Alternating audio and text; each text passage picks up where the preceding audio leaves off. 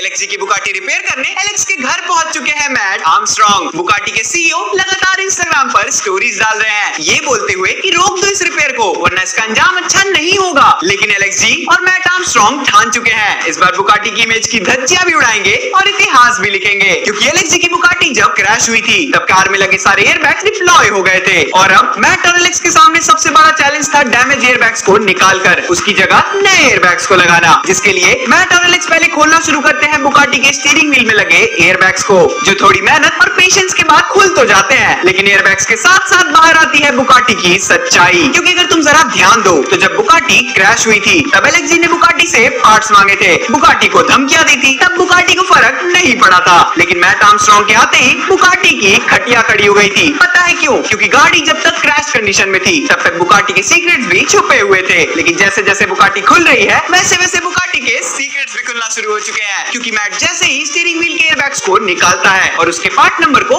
Google पर डालता है, ये जानने के लिए क्या एयरबैग्स हैं कितने महंगे। गूगल पर बुगाटी से रिलेटेड तो कुछ नहीं मिलता, लेकिन सामने आती है एक एस्टन मार्टिन DB11 जिसके अंदर यही सेम एयरबैग्स यूज होते हैं। हाँ, वही सेम एयरबैग्स जिसके लिए बुगाटी 4 से 5 लाख चार्ज करती है, वही सेम एयरबैग्स इंटरनेट पे सिर्फ 1 लाख के मिल रहे हैं। और ये तो तब भी ठीक है, क्योंकि इसके बाद जो तुम सुनोगे वो सुनने के बाद तुम्हारा दिल बुरी तरीके से टूटने वाला है, क्योंकि स्टीयरिंग व्हील में तो फिर भी एस्टन मार्टिन के एयरबैग्स लगे थे। असली ड्रामा तो तब शुरू हुआ जब मैट ने खोले पैसेंजर साइड के एयरबैग्स, जिसके अंदर लगे थे वही सेम एयरबैग्स जो कि एक 40 लाख की ऑडी A3 के अंदर आते हैं। तो अब सवाल उठता है कि अगर एक 40 करोड़ की बुगाटी में 40 लाख के ऑडी के एयरबैग्स आते हैं तो असलियत में भरोसा करे किस पर? ऑडी के क्रैश टेस्ट पर या फिर $31 बिलियन की कंपनी पर?